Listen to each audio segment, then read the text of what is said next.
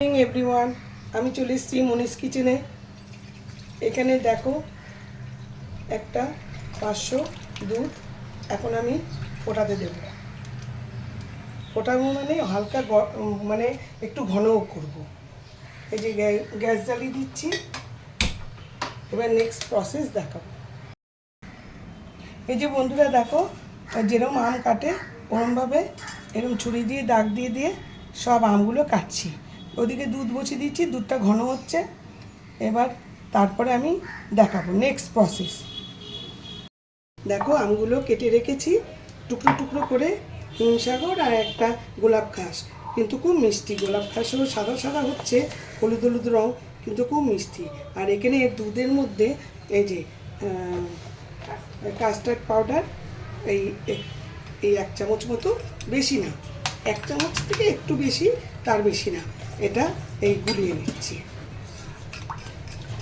এটা অল্পই লাগবে।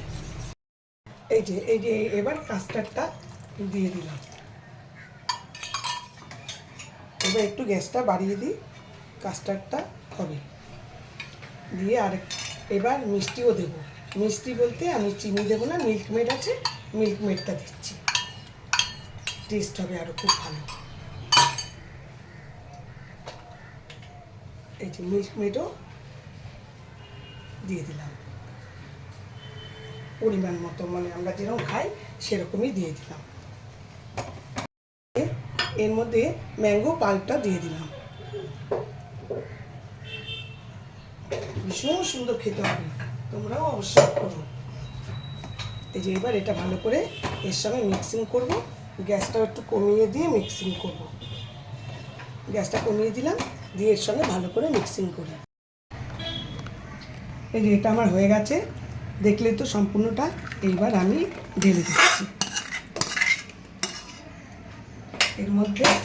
এই যে ম্যাঙ্গো কেটে রেখেছি, এই ম্যাঙ্গোটা সব দিয়ে দিলাম। এইবার এটা আমার ফ্রিজে থাকবে।